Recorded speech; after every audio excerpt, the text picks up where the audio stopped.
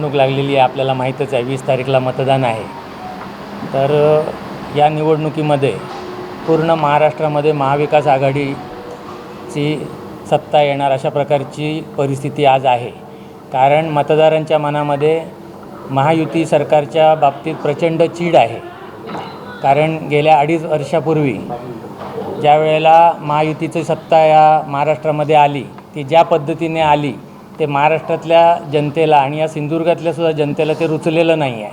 50 खोके एकदम ओके आपल्याला सगळं माहिती आहे, तर ते आजही लोक विसरलेले नाही आहेत. त्यामुळे महाविकास आघाडीची सत्ता 100% या महाराष्ट्रामध्ये येणार आणि सिंधुदुर्ग जिल्ह्यामध्ये सुद्धा या 3 जागा आहेत. या 3 जागा महाविकास आघाडी मोठ्या फरकाने जिंकणार अशा प्रकारची परिस्थिती आहे.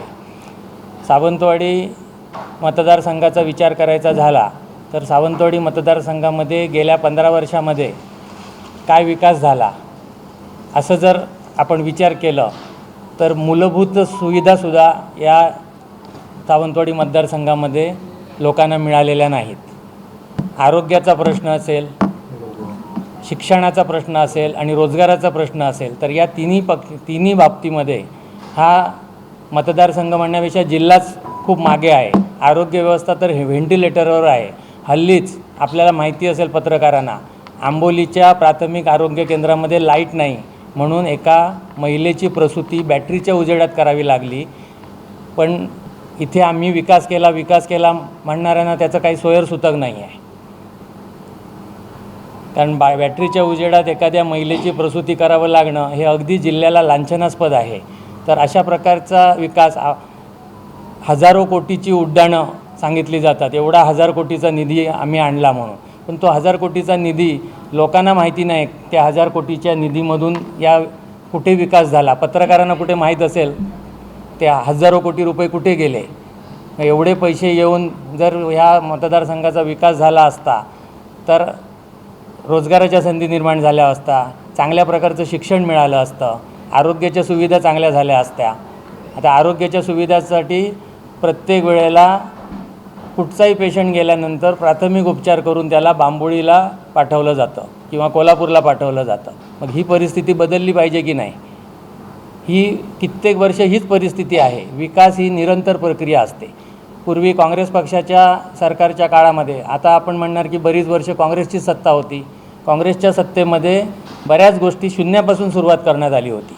या जिल्ह्यामध्ये प्राथमिक आरोग्य केंद्र जी झालेली आहेत ती काँग्रेस सरकारच्याच काळात झालेली आहेत. ही उपजिल्हा रुग्णालय असू दे किंवा ग्रामीण रुग्णालय असू दे, ही सगळी काँग्रेसच्याच काळामध्ये झालेली आहेत. आपल्याला माहीत असेल प्राथमिक आरोग्य केंद्राचं जाळं आरोग्यमंत्री भाईसाहेब सावंत होते त्यावेळेला हे विणलं गेलं पूर्ण महाराष्ट्रामध्ये. तसं सिंधुदुर्गमध्ये झालं.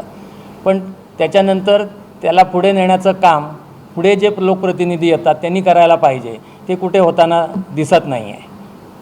त्याच्यानंतर शिक्षणाचा प्रश्न, या सिंधुदुर्ग जिल्ह्याचे शिक्षण मंत्री असताना या सिंधुदुर्ग जिल्ह्याच्या प्राथमिक शाळांमध्ये शिक्षक नाहीत.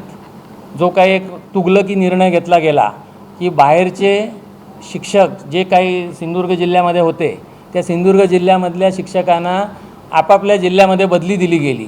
त्यामुळे शेकडो शिक्षक आपल्या जिल्ह्यातून बाहेर गेले आणि त्या जागा रिक्त झाल्या. त्या रिक्त झालेल्या जागा भरण्याचं कोणतंही नियोजन शिक्षण खात्याकडे नव्हतं. त्यामुळे बऱ्याच शाळा आजही विना शिक्षकी आहेत.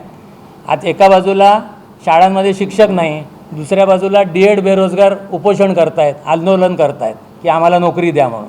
म्हणजे जे शिक्षक शिकवण्यासाठी लायक आहेत, योग्य आहेत, ती पदवी त्यांच्याकडे आहे, अशांना रोजगार मिळत नाही आहे. ते रोजगारासाठी आंदोलन करतायत आणि दुसऱ्या बाजूला शाळांमध्ये शिक्षक नाही. मग ही परिस्थिती, हा जो गोंधळ चालू आहे तो गोंधळ कुठेतरी मिटला पाहिजे होता. कॉन्ट्रॅक्ट पद्धतीने शिक्षकांना नोकरीवर घेण्याचं GR काढला गेला आणि त्या पहिला GR काढला गेला तो रिटायर झालेल्या शिक्षकांना. जे आज रिटायर झालेले आजच्या परिस्थिती शिक्षक आहेत त्यांना पेन्शन मिळते. म्हणजे पेन्शन मिळून पोट भरलेले लोकांना पुन्हा एकदा कॉन्ट्रॅक्ट पद्धतीने तुम्हाला अजून पैसे देतो, तुम्ही अजून काम करा. आणि जे उपाशी आहेत, ज्यांचं करिअरच घडलं नाही, ज्यांनी काहीतरी खस्ता खाऊन आईवडिलांचे पैसे खर्च करून ती D.Edची पदवी मिळवली, त्यांना नोकऱ्या नाहीत, ते रिकामी बसतात. आता एक निर्णय घेतला गेला हल्लीच की कॉन्ट्रॅक्ट पद्धतीने DED बेरोजगारांना नोकरी दिली जाईल, 11 महिन्याचा करार देईल. त्यामधल्या अटी ज्या घातल्या गेल्या आहेत त्या अटी अशा आहेत की त्या बेरोजगारांना नोकरीच मिळू नये, ते म्हणजे ती संधीच मिळू नये अशा प्रकारची व्यवस्था त्याच्यात करण्यात आली आहे. त्याच्यामधलं एक अट मी तुम्हाला सांगतो, ज्या ग्रामपंचायतमध्ये शाळा असेल, प्राथमिक शाळा असेल आणि 10 पटसंख्याच्या आतमधली शाळा असेल तिथे तो कॉन्ट्रॅक्टी शिक्षक घेता येईल, पण तो त्या ग्रामपंचायत हद्दीतलाच पाहिजे. आता ज्या ठिकाणी शिक्षकाची गरज असेल, 10 पटसंख्येची शाळा असेल आणि त्याच ग्रामपंचायतीमध्ये DED शिक्षक उपलब्ध असेल असं क्वचितच होऊ शकतं. मग हे बाबा तालुक्यामधल्या कोणताही उमेदवार असेल तर त्याला ती संधी दिली जाईल अशा प्रकारचा निर्णय घेतला पाहिजे होता. पण अशा प्रकारचा गोंधळ करून म्हणजे आम्हाला तर असं वाटतं की जाणून बुजून त्या तरुणांना रोजगार मिळू नये म्हणून हे नियम केले जात आहेत की काय. मग अशा पद्धतीचं गोंधळ, कारण मी हे जास्त शिक्षणावर का बोलतो आहे, कारण या आपल्या मतदारसंघाचे लोकप्रतिनिधी आमदार शिक्षण मंत्री आहेत. त्यांनी सिंधुदुर्ग जिल्ह्यातल्या तरी तरुणांचा प्रश्न सोडवला पाहिजे होता, तो सुद्धा सुटताना कुठे दिसत नाही आहे. आज अनेक प्रकारचे उद्योग आणण्याच्या वल्गना इथे झाल्या, पण उद्योग आले का? आडाळी MIDC कधीपासून आहे? एक तरी उद्योग तिथे आला आहे का? फक्त आम्ही येणार, हे येणार, ते येणार, ते येणार असंच गेली कित्येक वर्षे ऐकत आहोत. आज 100-200 लोकांना शाश्वत रोजगार मिळेल असं या मतदारसंघामध्ये काय आहे का? आज आपली हजारो मुलं गोव्यामध्ये रोजगारासाठी जातात. तुटपुंजा पगार त्यांना मिळतो, चांगला पगार मिळत नाही, पण नाईलाजाने त्या तरुणांना गोव्यामध्ये जावं लागतं. रोजचा त्यांचा जीवघेणा प्रवास असतो. तो जीवघेणा प्रवास करून ही तरुण मुलं, आपली युवक युवती गोव्यामध्ये नोकरीला जातात. हे अपयश कोणाचं आहे? तर या गोष्टीच्या मूलभूत ज्या आहेत त्याच झालेल्या नाही आहेत. तर ते होण्यासाठी बदल झाला पाहिजे. म्हणून आतापर्यंत आम्ही ज्यांना संधी दिली त्यांच्याकडून काही झालं नाही.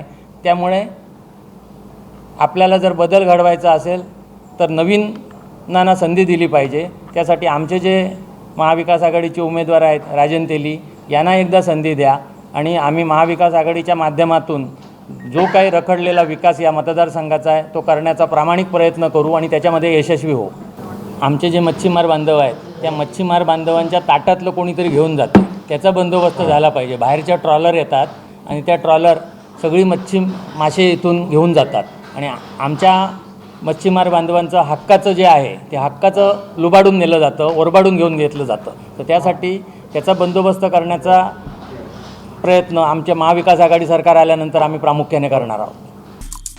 आमचे दिवसभरातले सर्व अपडेट्स, ताज्या घडामोडी आणि थेट लाईव्ह पाहण्यासाठी सबस्क्राईब करा, लाईक करा कोकणचं नंबर 1 महा चॅनल कोकण 7 लाईव्हचं YouTube चॅनल.